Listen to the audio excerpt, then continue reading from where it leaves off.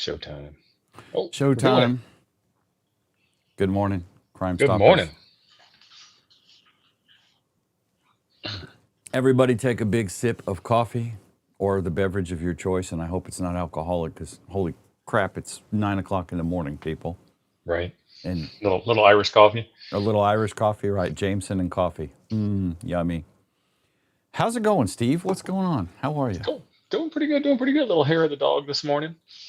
Where Get you are started. you at now? I am in New Mexico. I'm helping a friend put a new antenna on a tower and take an old antenna off of a tower. I thought you were in Benson. You're not in Benson yet. My house is in Benson. Okay, your house is in Benson, and you're in another state at this moment. Yeah. I'm state agile, geographically agile. Geo-agile. I like it. So y'all know Step IR went out of business. So that's why Right. we're taking the Step IR off the tower. So if anybody wants to buy a Step IR, y'all let me know. What kind of price are we looking at on this thing? 4 digits at least. I don't know Wow. which 4 digits, but 4 digits. I've heard of a Step IR. I don't really know. Yeah. Well, the non-motorized, non-movable, non-electronic antenna is also 4 digits. Hosa. Okay. That's the one that we're putting up. It's a multi-element Yagi that we're putting up in its place. Jay has dropped a $5 super chat. He's now Go, an extra. Jay! Jay, woo woo. Partial Awesome. credit goes to you two knuckleheads and other YouTubers. Let's get to plate passing Fine. this morning. Fine, I'll I'll take accept it. that. I accept that, sir. I Yeah. accept that. I saw that show too, Sons of Anarchy. I accept that. I accept that. Except these are my real hands. I just want to make that clear. And they're still here for the exact opposite reason as to why he lost his. Right. So thumbs up to Jay. That's exactly right. Very good. Outstanding. Yeah, Step IR stopped selling to hams. They're still in business, but they stopped selling to hams because, y'all know hams are jerks. So this is what kind of antenna is this? Is this like I don't know. I have no idea. The one we're replacing it with or the one that's coming down? The one that you're taking down, the Step IR that you're taking down. So he's got the 40-meter loop element, which is able to extend and contract its size to change, so maximum 40 meters, but anything less than 40 meters also. Okay. Anything higher. And then it's got 2 tunable elements on the outside, and it's got this magic button you can push that instantly goes to change directions on the antenna. Okay. Yeah. But apparently they are still selling them, but only to the government. Yeah, because the government, you sell them something and they're like, okay, thank you, and then they install it and they use it. And hams, you sell it to them and they're like, well, that's not efficient, and you shouldn't use that, and why did you do this? And because hams know better than everybody else on the planet. Right. Morning, Robert. Appreciate it. Thank you for being here. Robert is one of my neighbors down the road. I don't see that no account Sam Weaver in here yet. Sam needs church. Sam, you need church. Sam needs a little hope in his soul. How do you pronounce that town name? Middleine? Mm-hmm. Middleine. That's out by my office. It's like one exit down from where I work. Yeah. I mean, the beauty of this antenna that we're taking down is you can get exactly the SWR that you want. Okay. So you can really tweak this thing. No wonder it's expensive. Yeah, because it's motorized. There's 3 motors on it, not including the rotator. Brother Jonathan, 1999 super chat. Think of an HAS 120 as a beam. That would be cool. So this thing really needs a tower and real estate. Not a DX Commander mast. It needs like a real tower with steel and danger involved, right? Oh, yeah. Well, aluminum. But yeah. Yeah. Yeah, see, I got no place I could even put that on our property. I'd have to put it out in the pasture. Well, you need 80 feet in all directions. I don't know what the laws are in Alabama. Probably not much. But in Wisconsin, that's kind of hurtful. We have laws. I didn't say that it was a good or a bad thing. I was just saying it's a thing. I don't know what the laws are. But in Wisconsin, the tower has to be able to fall within the footprint of your property in any direction. So you have an 80-foot tower, it's got to fall 80 feet in any direction and not hit a neighbor. That's just good neighbor stuff. Well, I mean, I'd have to put it out in the pasture. And of course, if I could afford the Step IR and the infrastructure to stand up an 80-foot tower, my brother-in-law would get over the tower being in the middle of the pasture. But cows are heavy and stupid, and they will just slow roll right over stuff. Don't even know they're knocking things over. Yeah. So if we put anything in the pasture, it has to be cow-proof, and that's an operation. We got a new one from Craig here. Good morning, Craig. Member Craig, for 6 months. Thank you. good morning to you, brother. Thank you for being a member. Appreciate it. So I got the radiodity version of the N7600 yesterday. Nice. Yeah. The DB50, and I think there's a letter after it. I don't remember. B for Bluetooth. That would be right. B. As opposed to D for digital. So D for digital means what? DMR. Oh, there's a DMR version of the 7600? No, that's Radiodity's naming convention. Radiodity has a DB50-D, which is their 50-watt digital radio. And they have a DB50, and then they have the DB50-B. They have like 3 different 50-watt radios. Okay. And I actually think it's a DB40-D. I don't know if they have a DB50-D. Radiodity's naming convention does make a little bit of sense once you finally understand what they're trying to get after. Right. iOS, Apple just gave up and calls everything 17, 18, 19, 20. Well, they jumped the shark on 26, but whatever. Well, there's it's really nice to have it named after the year it was born. Then you know how old it is right away. But then also you've dated it right out of the gate. So it's like, oh, you've got an iPhone 12. That must be from 1912. Yeah, I know, right? It's annoying because the only way to really know, unless you just have them all memorized, and I'm sure some of you probably do. Calm down. Yes. Damn it did the thing again. It turned on the auto dingus. My hand made it turn on the auto dingus. Turn it back off again. It's so weird. I don't know why it does that. I don't want any tracking, you stupid camera. I'm having camera issues this morning anyway. This thing has lost its mind. Jamscan, I wish anything about Yaesu made sense, but my favorite thing about Yaesu is the FT stands for field transceiver, and then we'll just put the word field at the end of it also. So the FT 710 field transceiver 710 field. That makes sense. Well, we talked about last week, I think, the FT 1000. There's 3 models of it. One is the FT 1000 MP, which sounds like a sexy premium thing, but it's the low end one, I think. Then there's the 1000 MP Mark V Field, which is basically the same as the 1000 MP. And then there's the 1000 MP Mark V, which is the 200 watt model, which is the one I have.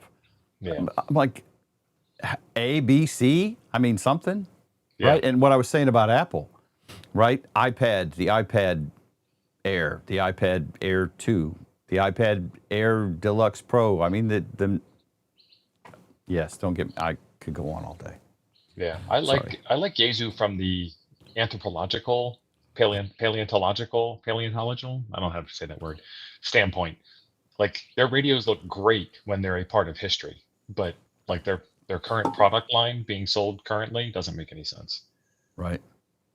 Yes, like that radio should be 20 years old with the crappy user interface that it has, because the world has evolved beyond that kind of crap. Gray Man said, Apple didn't jump the shark. I'm just too old to understand. No, I understand. I'm not that old. I'm cool. I have an iPhone 17 Pro Max, and I didn't need any young people's help to set it up. Right? Because Pro wasn't big enough. You have to do the Pro Max. Then it's going to be Pro Max Ultimate. Right. Anyway. Yeah. So this seems like a pretty sweet radio. So I apparently already had the app. It's the same app from the 7500 that I had 3 or 4 years ago, it looks like. It doesn't look like it's upgraded very much at all. What is not upgraded? The app for the... Oh, yeah. Not at all. Not a bit. Okay. And I thought it was newer than anything Yaesu makes. Well, you're an Android guy, so you're using the Android version of it, right? Oh, the iPhone version of the app absolutely sucks. Okay. I need to steal the old lady's Android. There's a major difference between the Android and the iPhone version. Really? Yeah. So have you loaded the iOS version on that test phone you have?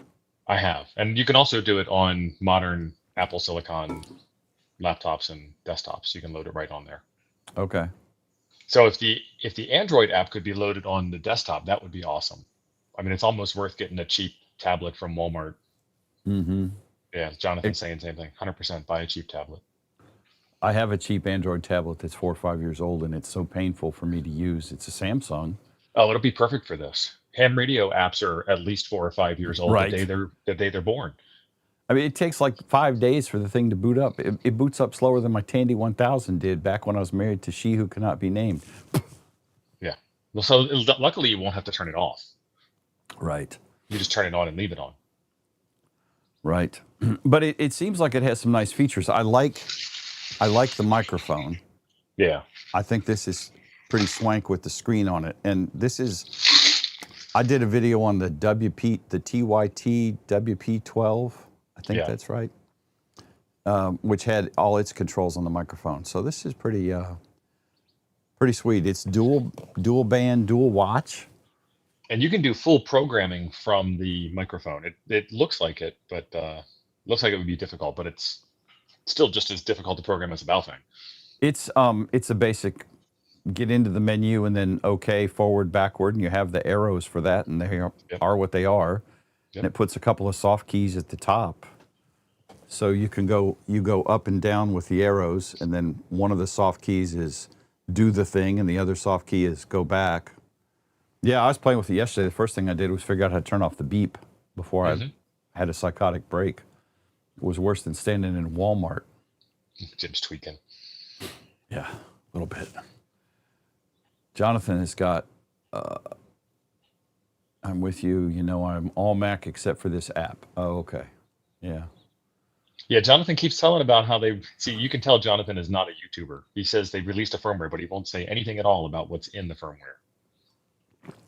Did you update it already, John? I think he did. We were texting yesterday. He's all bragging about it. He's fancy. But I don't have my radio with me, and I don't have. You can't look at the firmware update until you have the radio connected. I did not click that. Notice the update. I saw that. Thank you. Yeah, it's funny. A lot of ham radio call signs are taken on Twitter handles, not by the ham that owns the call sign, or is owned by the call sign. I never did mine because my original one was too long for a handle, I thought. This ADHD Life is asking, anyone have a suggestion for a cheap Android phone to use for ham? I would recommend the Walmart ONN dot 10.4 tablet, because you don't need the cellular part unless you really want like mobile internet with it. Another option that you may want to consider if you're not into Walmart, or if you want something, there's multiple options. Tio is right. The Walmart one for one app is probably fine. But if you look on gazelle.com, they sell used phones and tablets, and quite reasonably. And that's their business. That you can trade in your old phone, you can buy a new phone, you can buy a new tablet, et cetera, et cetera. And their stuff, I've never had a problem with it. I've bought multiple phones from Gazelle, from my daughter and for other people, and or sent other people to Gazelle, and nobody's ever had a complaint. So I highly recommend Gazelle if you want to get a phone. But then at Walmart, well, if you buy a phone from Walmart, though, you got to get service on it, don't you? Well, so you can get one of the cheap, what do they call it, pay-as-you-go prepaid phones. Okay. And, it comes with service, but you're talking like $25 to get you out the door with a phone in hand that will be plenty good for ham radio ancient apps. And then let the service expire. You don't need the service. You need Wi-Fi, but you don't need cell service unless you really, really want it. But no, I ain't buying a burner phone, Gray man. I got the wife's old Note 9 here. Jim, we don't talk about little Jim outside of cabin 13. That's right. That's right. Bobby said he just got a Nokia from Amazon for $15. Nice. Nokia makes Android phones? I thought Microsoft bought them. I'm confused. Microsoft might have bought the cell phone public side. Maybe they Nokia, did, yeah. But I doubt they bought Nokia. Nokia is huge. Yeah, well. And then Ken is saying the blue Walmart phone was about $30. He didn't even start the service. Right. There you go. Yeah, you just want the cheap Android. You don't want that's why I was saying get a tablet. And then we're getting older. Our eyes aren't getting any better. Good point. Damn good point. So what is coming up on your channel in the next few days? Anything let me cool? take a look. What else interesting? All the videos I made like a week ago. So let's see. I do have a new amp that I'm testing out, but it's not ready for public knowledge yet. So if you're a member, you already know about it. Member of my channel, that is. Bobby, I apologize. Ah, I should have recognized that by the way you spelled that. a new battery pack. Doing some more stuff with the Toads DI and the DI6, the 6-pin interface board hat for it. Yeah. I did, Jim. I haven't been back at the house. I don't know if the 3D printed cases showed up, but one of the Toads members made a case for an Orange Pi 03 that holds the Toads DI and the Toads DI6 in this nice, pretty case. And so I ordered a set of Orange Pi 3s, or Orange Pi 03s, and I've never used an Orange Pi before, so we all got to figure out together how to put all that stuff on, how to get the OS working and whatnot. I've got one here, I believe. I think it's a little pickier about what OS you load on it.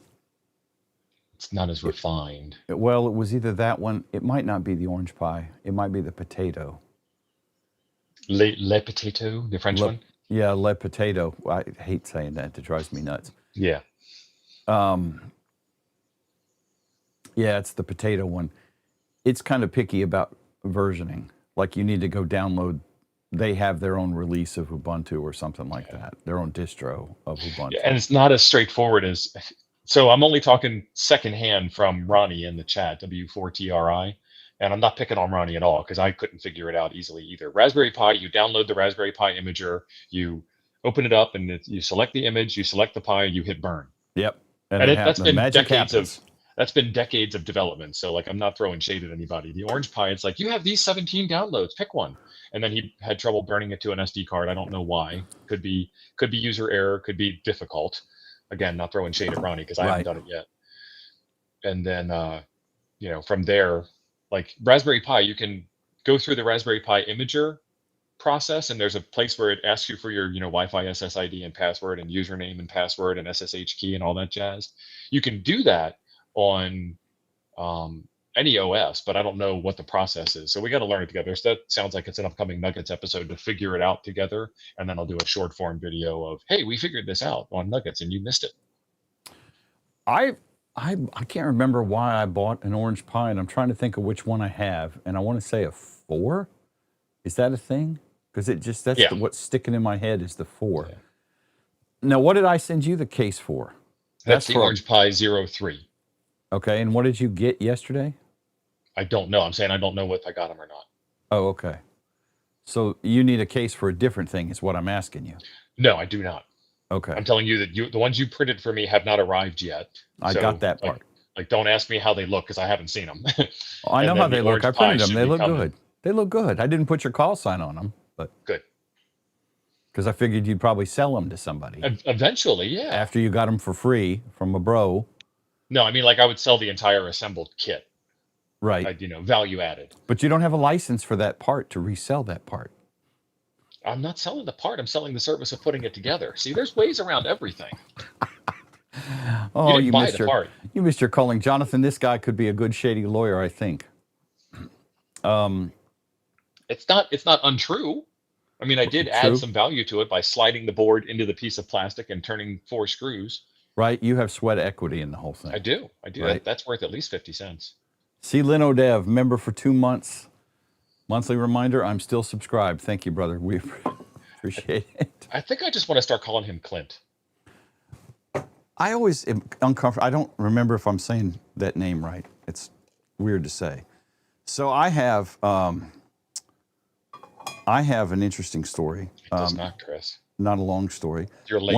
One of our viewers, Timothy, and I haven't seen him in the chat yet, EOD Kaboom. I printed some stuff for him and shipped it to him, and he is in Guam.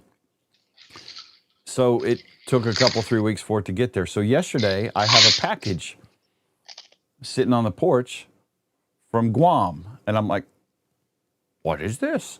Guam berries. And it was in one of those large priority mailboxes that are, damn this stupid ass camera. It's like he's trying to do a force choke. Did you see that? I'm going to do a force choke. Pay no attention to this mess behind the camera. Yeah, I am the great and powerful Jeem. This thing's going in the can right You after had this nothing but show. frustration with that camera. Like you were the one that convinced me not to get one. I think Tim has one, and Tim knows how to use his. I can't get the AI stuff to go off. I've got everything disabled, and it still wants to track me. I'm like, there's no tracking. There is no tracking. He says on Twitch, people call him Cleano. Cleano. Okay. Well, that might be easier to say than C-Lino Dev, which is an awkward string of syllables. Anyway, thank you for being a member. Appreciate it. John, it's it's the OBS bot, John. OBSBot. And this is the OBSBot Tiny SE. I can't even say OBSBot. That's even more difficult than OBS. It is also weird. On the backside, behind the scenes, OBS stands for Open Broadcaster Studio, and it's a way to screen share and bring in different pieces of media and multiple cameras and stuff. So I think OBS Bot is a camera that's meant to interact in that environment. OBSBot is the camera. Yeah, Aniruda, it is the OBSBot camera. It's just a webcam. It's a fancy webcam. Very fancy. I put my hands up and make air quotes, but I'm afraid the camera would do something stupid. Motorized, gimbalized, zoomalized. PTZ, camera. pan tilt zoom. It has AI face tracking. Mine is having issues today, which you may or may not notice on the screen. Not the zoom thing. That's another thing. But anyway. Anyway, so I got the box from Guam. And I was like, what is this? And I opened it up, and Tim sent me a whole bunch of Guam swag. Air Force Guam swag and local Guam swag. Because we've had an Air Force base on Guam since probably World War II. Guam is part of the Marianas. Yeah, what is the possessive of Guam? Is it Guamanian? I believe it's Guamanian. Yeah. So, did you get any Guamanian coffee now that we've got the right pronunciation? I did not get any coffee. I don't know if they grow coffee there. I got a snack treat that they sell. Guam berries? Called kukuria. I don't have the box here, so I can't remember the exact word, which is made out of coconut milk, flour, and sugar, and it's like a partially sweet, savory little snack. I don't want to say biscuit because they're crunchy, but they were good. My wife didn't like them. I thought they were tasty enough. Guamanian or Moro if native, I believe. Okay. Yeah. The sun rises first in America on Guam. That's right. So I also have 2 T-shirts. I have a I Heart Guam, and I have a Anderson Air Force Base Guam T-shirt. He sent me 2 challenge coins. Nice. One for the unit he works for, I believe, and then the other one is a Anderson Air Force Base challenge coin. So do you have to send him 2 back? Is that part of the tradition, or because if you're at a bar and someone drops a challenge coin and you don't have yours, you owe him a beer? I guess I owe him a beer. I did put him in my ham alert because he sent me a QSL card and a bunch of stickers, so I need to catch him. He also sent me, what else did he send me? A couple of fridge magnets, which I thought was pretty cool. So yeah, a bunch of Guam swag. When I was in the military, we did not have challenge coins. I never heard of challenge coins relatively modern, yeah, at all when I was active duty. I got out in 1990. You know the story, right? No. I'm going to butcher it because I am not part of the whole. I'm not in the in crowd, so forgive me if I get it slightly off. But what my understanding is that there was someone who fell behind enemy lines and didn't have any ID or anything, and was captured by friendly troops. And the only way he could prove who he was because he had his challenge coin with him. And that's the beginning of the story, and probably the end of my knowledge. The first time I ever saw a challenge coin, I was working as a contractor for the feds. And I was on a job in Korea. And when we finished, the colonel gave us all challenge coins for the unit that we were doing the job for. Yeah. And that was the first time I'd ever seen one. I still have it. It's in a drawer in my bureau, but that's the first time my dresser. He's from the South. Bureau. I call it whatever my wife calls it. She makes fun of the way I say pecans, too. The Davenport in the parlor. The bureau. Yeah, I bet you have a duvet cover, don't you? I think the challenge coin thing is like in the last 25 or 30 years because, again, I had never seen one until this was like 1998 or 99. Like It was Iraq, the first time Afghanistan I'd era. ever seen one. And as far as the fire service here, I was in a volunteer fire department in a rural area. We didn't have no challenge coins. We had You got spent to be money able to on, afford that stuff. Yeah. yeah, we spent money on cool stuff like FLIRs and boots and stuff. It's just, I don't know. We just never had them. Never had them. So, anyway. But I thought it was pretty cool of him. I was like, well, that's awesome. Thanks, bro. That's awesome. Yeah. Yeah. You made out on that deal. You I gave him did. 2 pieces of relatively free plastic, and he sent you like a box of treasure. Well, I did. I did make out, and I feel bad about it. Like I told Julie, she said, "Oh my gosh," right? As I said, "Yes, this is a lot of stuff." I said, "I printed some plastic for him and charged him money and shipped it to him, and he sent me all this stuff." And I'm like, I really feel bad. Well, you do good work providing information of value. Chris, I had never seen a challenge coin in my 8 years in the military. Never saw one, never heard of it, didn't know nothing about it. Ever. Pogs. They're descendants of Pogs, Ken. Pogs, then Mario Brother coins, then challenge coins. That's a joke for all you sensitive types out there. Right. I know how some of y'all people are. And see, 45 called out my pecan. Julie calls them pecans. Pecan. Yeah. Puchcahns. Pecans. And I say pecan. I say pecans if I'm eating them by the handful, and I say pecan pie if I'm having them in a pie, which, by the way, is just like corn syrup and pecans in a pecan pie. Pretty much, yes, and it's delicious. Jimmy, thank you for being a member. It's like a slice of diabetes. We see you sitting there in the back of the pew, in the back. Well, see, it's the whole virtue signaling. You can tell that this is church because you show up late, you sit in the back, and you announce it to everybody. I mean, legendary. No, Ryan, they were before 9/11 because I was in Korea in 1999, so 2 years before 9/11. And I have the challenge coin from whatever unit we were working for. I don't remember now, but I don't know. David Pickles says, as a Brit living in Northwest Indiana, he says pecan. See, I grew up in northeastern Illinois, close to Chicago, and I say pecan. Freddie Mac, welcome. Member for 20 months. Fred Word, my brother. I keep trying to click it and it keeps moving. Good morning, my ham radio homie. My ham radio Okie homie, Freddie. How was the Hamfest yesterday, Fred? Fred was at the Enid Hamfest, and I was at the Duke City Hamfest. We were hamfesting apart. And Jeff, thank you for being a member. Kansas Jeff, Jeff, part of the KC Mafia.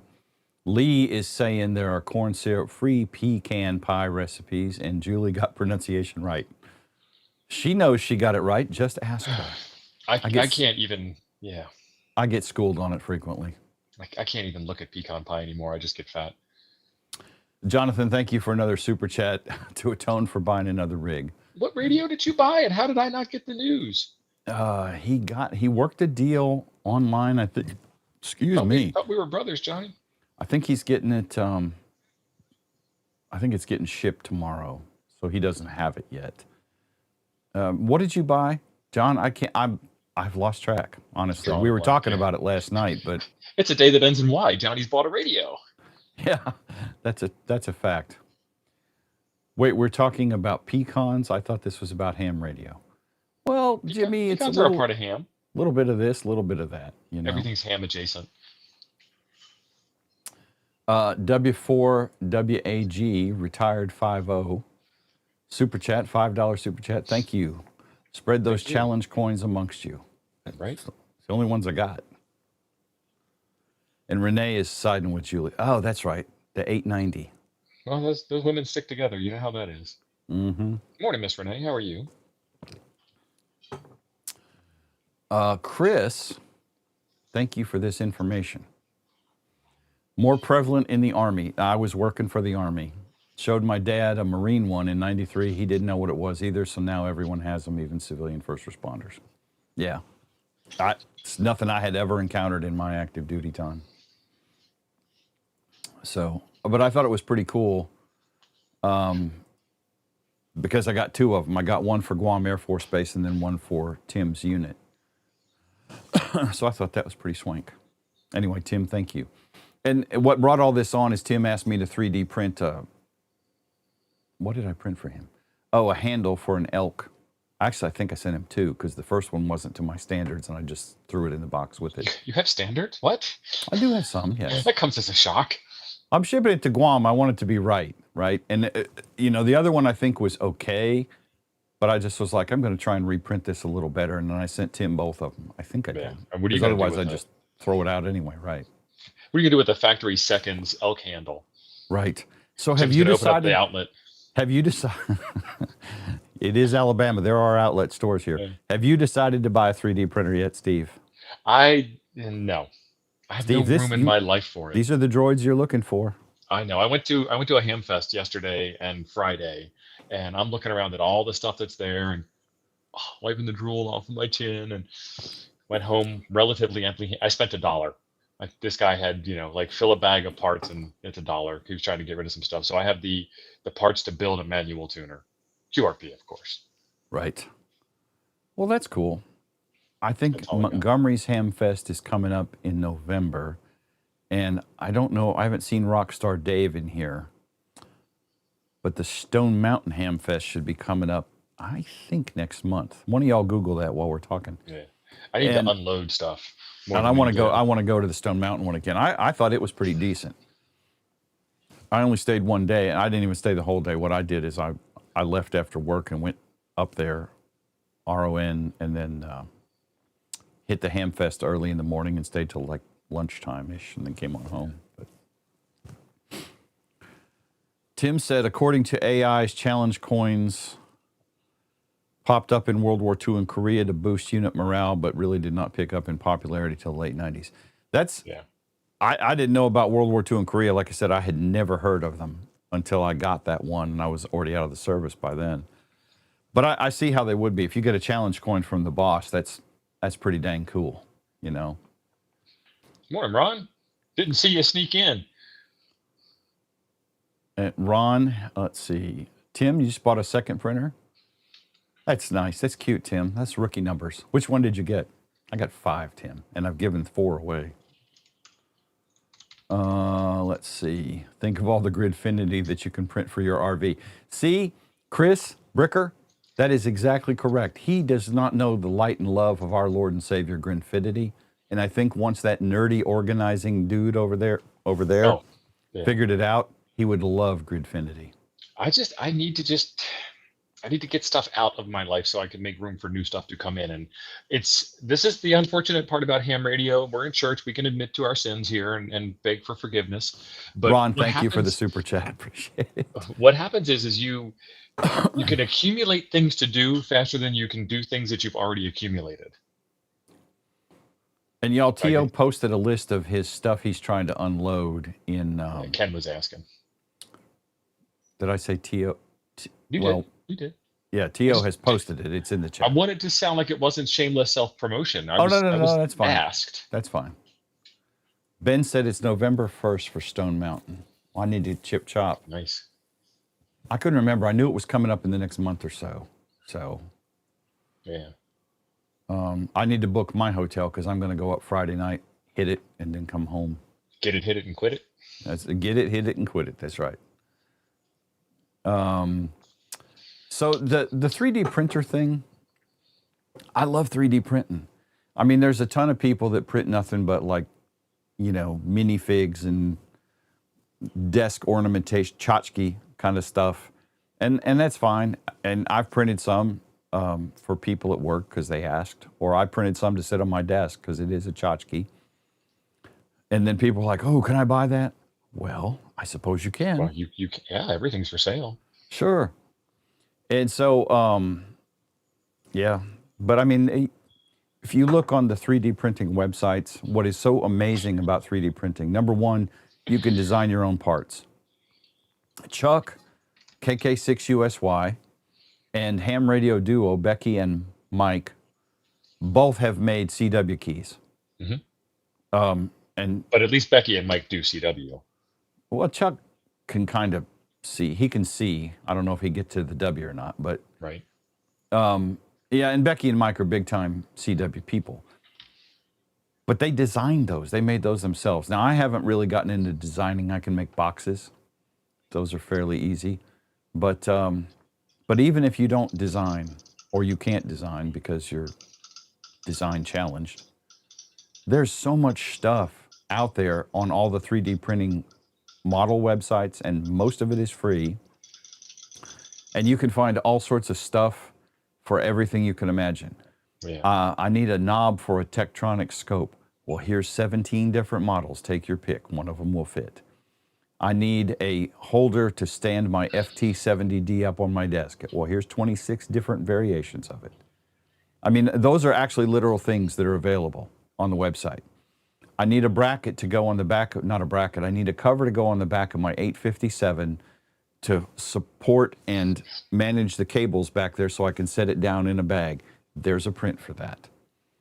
There's a print to swap out the wiring on the back of an 891, I think, maybe an 857, I can't remember which radio it is, to change it to power poles. I need a print to make, I need power pole adapters to go in the battery box I'm building. Okay, you can buy them or you can print them because they're just plastic with little metal tabs. Even more importantly, instead of spending $20 on the insert, right, the cigarette lighter sized circular insert that goes in with the power poles, you can print that piece and then put your own damn power poles in there. Right. I mean, there is so much stuff you can do, and probably most of what I print is functional stuff. You know, I've got a bracket for a camera on top of the monitor. If this was a little more clean back here, I'd use that camera instead right now, but we should actually do a show where you do a live print of something that you're actually going to send to somebody or somebody has asked you for, like have the camera on it while we're talking, not about, like, we can talk about 3D printers because we always do, but like right. have that as eye candy in the background. And then, you know, change colors and watch it poop out and all that other kind of stuff. Yeah, we could do that easy enough. There's cameras in all the printers. I'm pretty sure that Restream has the ability to do a video background, like behind us, instead of this lens flare. That was my artistic. I'm not saying there's anything wrong with it. I said instead of. It wasn't. Right. I think you're correct. Gray Man bought a Bamboo Lab P1S combo, upgraded the gear and hot end to do everything the X1 does with the exception of nylon. Yeah. I'd probably get the Bamboo A1 Mini if I was going to get one. Yeah, I would recommend you get the Mini, obviously. Oh, Clint here, our old buddy Clint. Do we do a cat cam or a print cam? Your cat doesn't stay in the room though, does she? She doesn't stay on the. Where did she go? She has left. Yeah, so that's the problem. The cat cam is going to mostly be a picture of like the space where she used to sit. Right.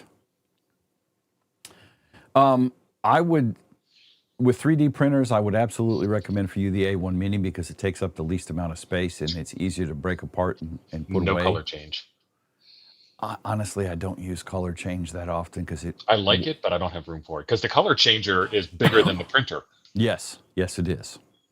Another good printer that I've been pretty pleased with is the Centauri Carbon, and I'm not sponsored by any of these guys. I bought my printers with my own money. The Centauri is $299, enclosed Core XY, and I can tell you at this point that it prints PETG glass fiber just bloody fine because I printed a bunch of functional parts with PETG glass fiber, and that's out of the box. It prints obviously PLA and PETG. I haven't printed anything sexier than PETG glass, but the damn thing works perfectly. I've also been pretty pleased with the Cobra S1. It caused me a little bit of grief. That may or may not have been my fault, but that Centauri for $299, enclosed Core XY with a hardened nozzle, prints like crazy. It's great. And again, anybody, John, I know you've got an X1C. Bamboo doesn't make junky printers, period. I'm just saying there's some really good options that are not as expensive as an X1C. Yeah. That printer's going to have to earn its keep, though. It can't just be sitting there collecting dust. Well, there's just so many things you can print, you know. Potato. Okay, this is a stupid one. Chip clips, chip bag clips, stuff like that. All sorts of just tons of stuff. If you can imagine it, there's probably a part for it available. Stuff that is not good enough to mass manufacture and sell at Walmart, but definitely good enough to print on your own. No, I disagree. A lot of it is stuff that is cheap enough to mass manufacture and sell at Walmart for much more than it actually costs to make. Right. Well, like the chip clip, for example. Yes. You know, somebody does make those, but I mean, what are we talking about? They're making like 12 cents of profit per. Yeah, but they're also selling 50 of them. 5,000 of 50, 500,000, whatever. Yeah. English hard. It's just I won't say that they're ubiquitous yet, but I think they're getting there. When grandma can pop the printer open and make 3D prints, and dang it, it's time for everybody to have a 3D printer, which is kind of the thing with cell phones and PCs. If y'all have been around as long enough, you should know that. Yeah. Right? Yeah, by the time you're this old, you should be able to attach a file to an email. That's my thing I've been harping on all weekend. Brad's rolling his eyes. I've heard it, Steve. Shut up. And look at Jonathan deflecting. Jonathan, that is really just sad that you're deflecting on the old lady. Her printer stuff does not cost anywhere near what your radio stuff cost, old man. You are... Quit it, John. Stop it. It's unseemly. Yeah, Jonathan's wife does the printing, and he's bought her. She's got some nice printers. Does she have an H2D? Is that the one you just got for her, I think? So pretty cool. And that's what I want, Fern. Yeah, exactly right. So there's a lot of utility in hand printing, is my point. And I want an 8-figure net worth. Steve wants a printer so bad. I do. So bad. My resist muscle is getting stronger by the minute. I mean, literally, I was at a Hamfest and spent $1. And it's nice to be space constrained because you don't actually you don't own anything. Things own you. And so being space constrained really drives that point home. And I just want to get stuff out of my life. Yeah, she's got the one with the laser, the H2D. And filament is cheap. David Pickles, exactly right. I mentioned PETG glass fiber, under $20 a roll, and strong enough for everything. Why fool with ABS or ASA? I've never even I have some. I've never even used it. And then I saw a video yesterday. I can't remember who it was. One of the bigger 3D printing channels talking about a filament called PEBA, and it is flexible, bouncy, like TPU, but prints differently than TPU, and I think you could print it faster than TPU. So I have a roll of that coming. I have no real use for it, but I got a roll coming because I want to play with it. But I mean, it's also a techie hobby. It's got a lot of uses, but it's also a techie hobby, you know. So anyway, and filament can be expensive. That is exactly right. I printed a bunch of stuff in PCTG, which is like $40 a roll. And that's a little pricey compared to PLA and whatnot. But then you look at the carbon fiber nylon carbon fiber reinforced filaments, and you're looking at $150 a roll for that. So yeah, some of that stuff is expensive. But there's so much you can print with the cheap filament. I mean, just almost everything. Unless you're designing a part to be outdoors under mechanical duress all the time. PLA works for probably 80% of anything you'd want to print. Yeah. Antenna parts. You know, I don't remember what Chuck printed his keys in. Do you? Was it ASA? I wouldn't remember if you told me. But, you know. I have no connection to it. Right. I mean, I don't either. I didn't buy one. He gave me one, but then he ended up... No, I mean, you know what material is what and what it does and why you would use it. And he's like, oh, this is ASA. And I'm like, sure. That's just 3 letters that mean nothing to me. Right. Like, it might as well be ABS or PETG or PCTG or TPU or any of that alphabet soup. ABC, FBI, QRP. Yeah. Right. Yep. Yeah, home labbing is another thing that a lot of people do. And I guess... What kind of meth are we cooking, Ken? Yeah. One of my first fires as chief was a cooking fire. That's what it got called in as. And we rolled up there, and it's in the trailer park, and it smells like cat pee. We're gonna let that one burn. We know what they were cooking. No, we just left the stove on. Oh, I'm sure you did, but unless you Did it had burn a away damn all your teeth? unless you had a mountain lion out here peeing all over the yard, I'm pretty sure I know what you were cooking. And I don't care. I'm here to put out the fire and make sure the rest of the trailers don't catch fire.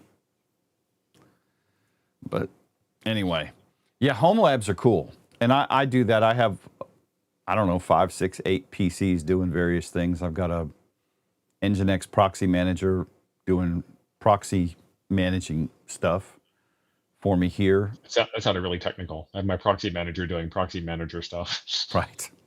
Still don't know what any of that stuff is, but yeah, it's all doing the thing it's supposed to be doing. Well, so I have a cert loaded on a valid certificate loaded on NPM, and then all the things in the house, and there's about 20 of them that don't have valid certs on them. So I go through the proxy manager, and it handles the secure communication with the thing. So I do have a valid cert and a valid connection.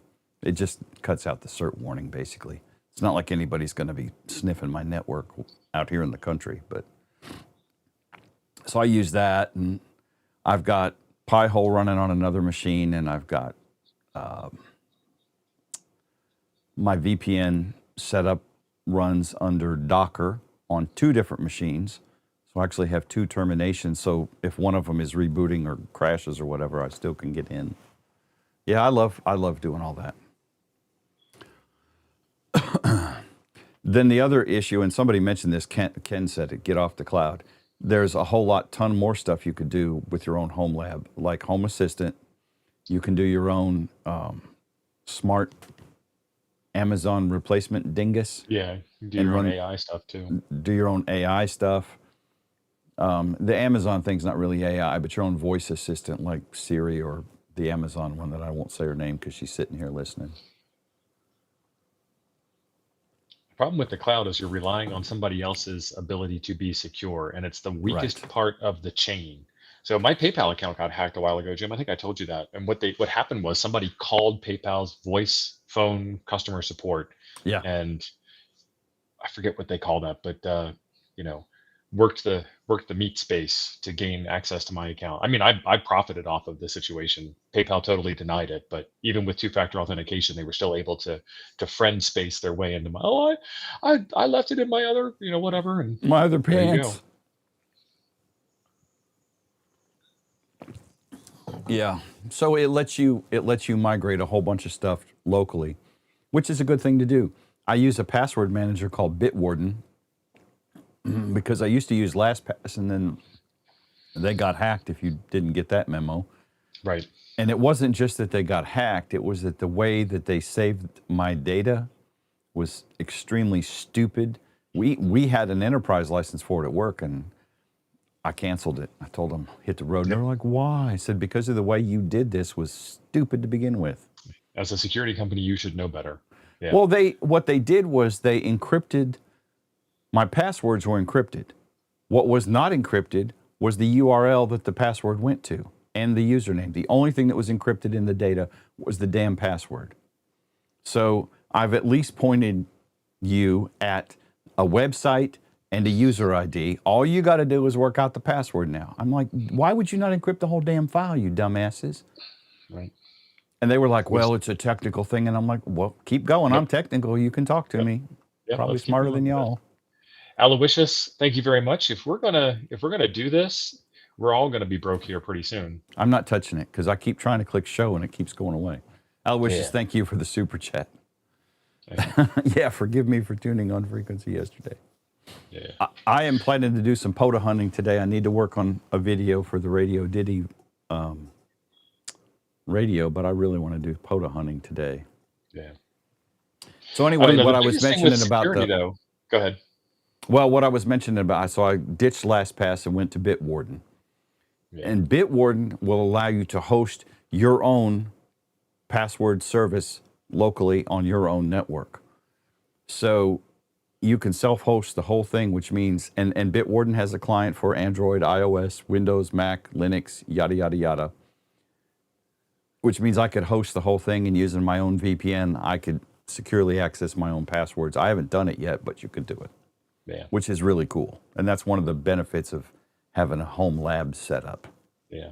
Go ahead. You know, like the weakest link in security is usually the meat space stuff. Like the HR lady says, or the HR man, I'm not being sexist or anything, says, I practice the utmost security, and I make sure that my file cabinets are locked and my office door is locked, while they take all the things that they printed out on the printer down the hall that they had to walk to get.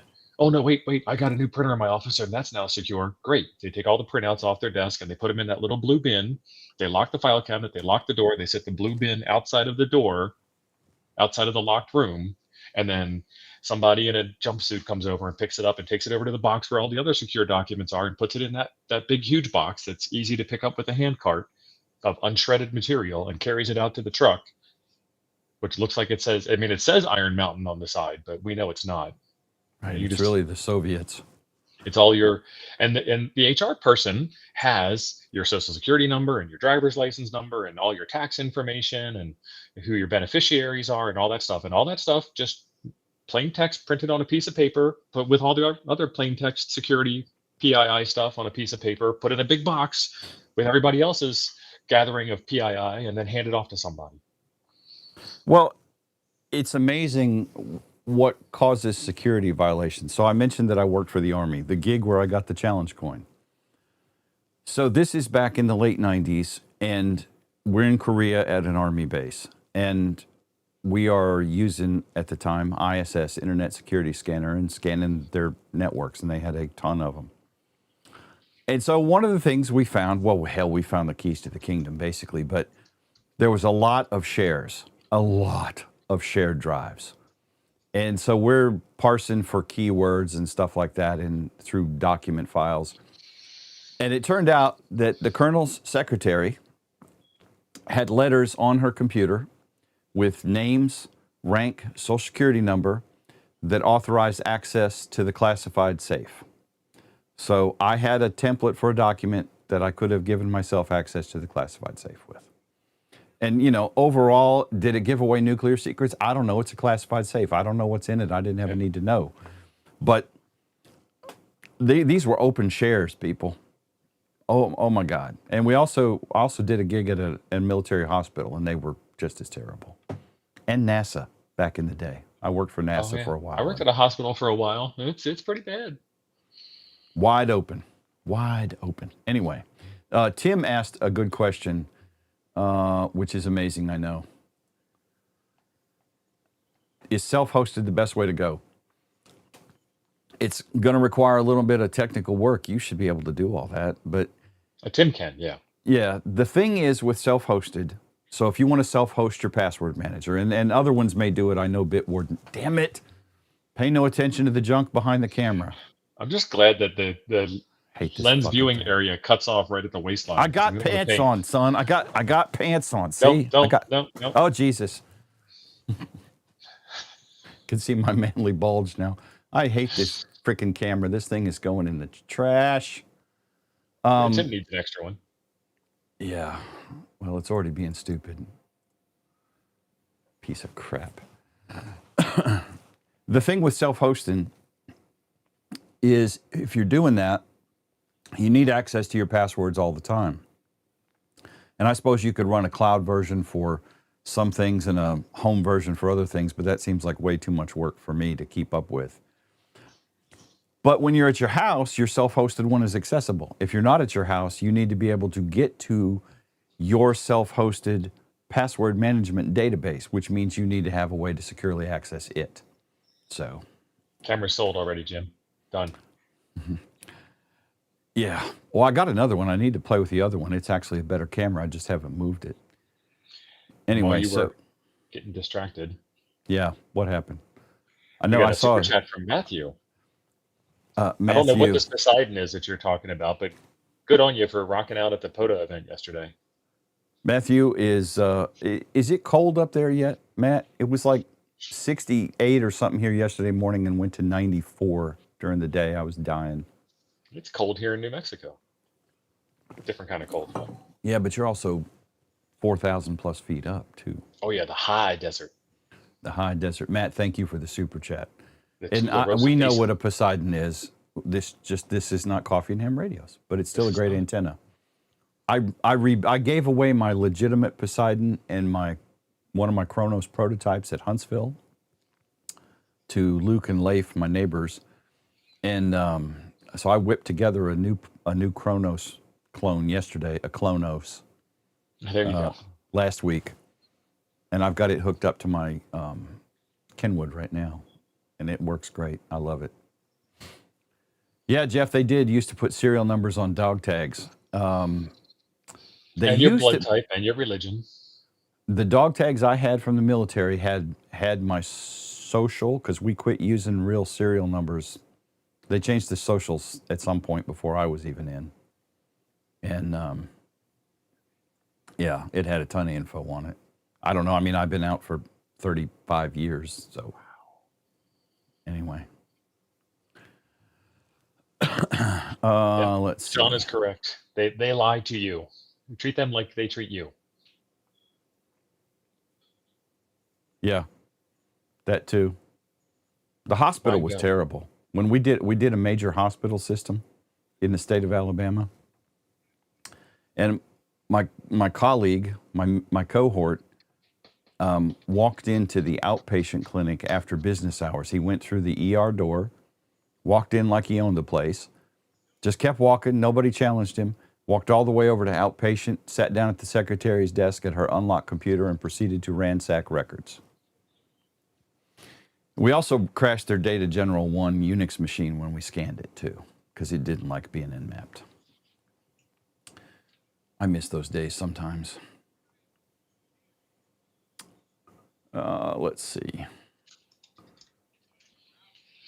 Yeah, they're asking what kind of vintage antennas we're selling. So we've got some Coffee and Ham Radios antennas for sale, because they're not for sale to the public right now. And then we've got some Step IR gear for sale if you're interested in Step IR gear.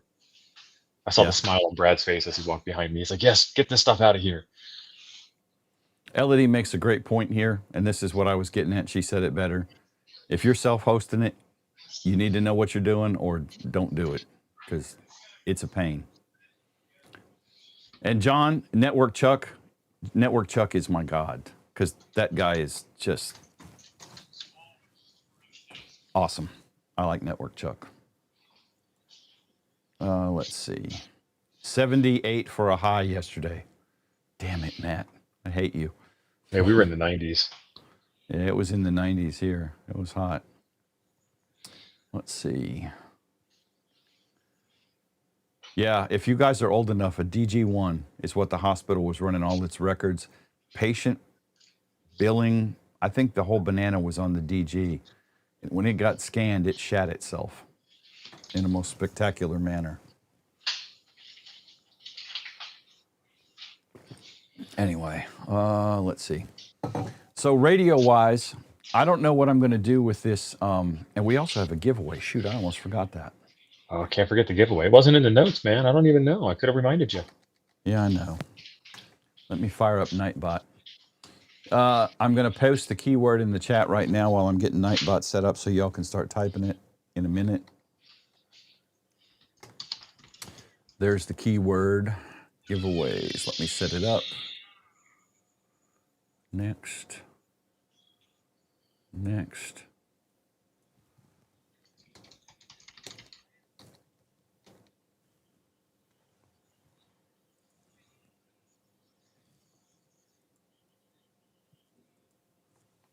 Guess I need to spell it like I spelled it in there. Let's see. Okay. Done. Yep, good. It's picking y'all already. Awesome. So what we are giving away is an 80 to 10 end-fed half wave from the kind folks at Guzizu, which I think worked fine. The wire on it is worth its weight in wire alone, because that is some really excellent wire that comes with this thing. It's like how many O's in Guzizu? Well, I spelled it Gozizu, but I think it's Guzizu. So is Chris got it right here? Yeah, that's the key word. All right. We'll just leave Chris on screen for everybody to stare at and point at and make fun of. So anyway, I had it up and working. Another the other channel, kind of pound, Greg. Not that pound. Yeah, another channel did a video on it. He didn't like it because of the way the toroid was wrapped. It worked fine. He got a different one than you did. That was the one where he thought did. that the toroid was going to self-ignite and burn your house down before your radio SWR went crazy. Yeah, he got the 40-meter one. And to be fair, damn it, don't make hand motions. To be fair, his toroid was wrapped with, not wrapped, it was tied in the box with string. Yeah, okay. My toroid was fastened in the box with double-sided tape. His concern was, and Chuck and I schooled him on this, the string is not going to, I know he didn't. The string is not going to catch fire. If that thing gets up to 400 plus degrees, which is where cotton string will ignite, then he's already slagged the box. He's past the Curie point by 200 degrees. His radio has lost its finals. Oh yeah, the toroid alone is going to pass the Curie point somewhere between 130 and 150 C. Yeah, we got a 3 million mile transmission on a 100,000 mile engine. Makes sense. Yeah, it's what's up, Zigward? I don't think it's going to catch fire. Is it the most professional way to secure a toroid in a box? Absolutely not. It's pretty crappy. So is double-sided tape, but yeah, what we're saying is the twine isn't the weakest link in that chain. If you know what I mean, yeah. You're picking up what I'm putting down. David Pickles, Ape spends a lot more time worrying about toroids than I do, and I'm not talking bad about Ape. That's not what I mean. But you can worry about the toroid or you can play radio. I played radio with it. It worked fine. That's about the guy that's chasing from 1.5 SWR to 1.4 SWR and being all proud of himself. Yeah, I mean, you got an eighth of a dB. He's probably not wrong about the wrap is not optimal or the toroid is not optimal. Hell, no antenna is optimal. If we had the perfect antenna, you would never care about propagation or anything else because it would work all the time. Yep. So, did it antenna? Yes. I had it deployed in a terrible configuration, basically an inverted saggy L. It was moored at the base of a tree where the coax fed it. It went up and then through about 5 trees across my driveway to the other side of my backyard, and then angled down where it was fastened off on a barbed wire fence. And it worked. Vern. It worked perfectly fine. So I'm supervising an antenna build right now. It wasn't even an optimal configuration for deployment. It was a shitty deployment. But again, I made contacts all over it. Yeah. So as Ziggy says, RF gonna RF. RF gonna RF. And Zigward is correct. That is one of the most profound things he has ever said. And I totally agree with that. RF. He's only got like 2 or 3 more in him. Ziggy is like the Jeff Goldblum from Jurassic Park. Life will find a way. Yeah. Every time Ziggy says that, I hear that in Jeff Goldblum's voice. Yep. RF will. Do this giveaway, man. Bring it up. Find a way. All right. Let's see. Share screen. Yes, because I need to go. You probably need to go. We all need to go. That's the beauty of ham radio. Everything works. Some things work better than others, but everything works. Right. Okay. Here we go. I'm hitting the button. Click. Covanye. Nice. Are you good on the Zed? Send me some info with your info because I don't know your real name off the top of my head. And congratulations, my brother. Ziggy says he's the full circle ham. That means he argues with himself. That antenna's not efficient. Yes, it is. And he said it in caps, so it's legitimate. Oh, and Nightbot laid the smackdown. You got a warning. I turned that down a little bit. Yeah. Well, Ziggy went full OM with all caps. He did. He did. And David, you're right. You can make contacts on a bed frame. I have literally made contacts off the metal roof of my house and a ground rod. Cobain is good on QRZ. That's great. Do you happen to have a call sign you'd like to share with us, maybe?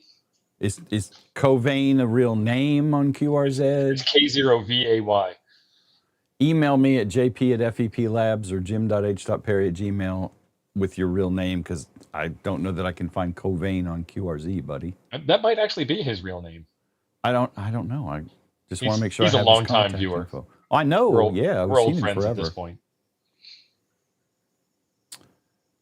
Yes, and Jeff, I have seen this. The wiring bundles are held together with wax Original string. computers. We went to the moon with wax string. Absolutely. Beautiful Doc stuff. Brad, Work glad you hard. made it. No, sorry. You have to make an offering to atone for the sin of showing up after the show is over with. We're in double secret, double extended overtime right now. Right. You can't just come in here and virtue signal without actually virtue signaling. Right. I'm here. Let me atone for my sin. No. We'll give you more attonation per dollar donated to the cause. Right. We will forgive all of your sins for $9.99. That's right. But act now, and we'll forgive your sins for tomorrow for another additional. Right. 2 for 1 to get out of sin and right. free card. Yeah. Tim, see ya. Thank you for being here. All right, Covain, get a hold of me. My email contact info is in the show about thing below this somewhere, and hit me up on Discord. I think you're on Discord, but I need your deets, brother. All right. Did we talk about enough ham radio? I know we kind of went sideways on 3D printing, and we talked about everything except for ham radio. Well, I mentioned the Radiodity radio, which is really cool. You mentioned it. I mentioned antennas. We talked about toroids. I mean, it's all adjacent. It works. It is adjacent. Send in now for your free autograph picture of Jesus Christ. Okay. Anyway, all right. I am going to hit the button, and we are going to punch out of here. Y'all have a good day. Thank you for being here. Appreciate it. Y'all take care. Bye.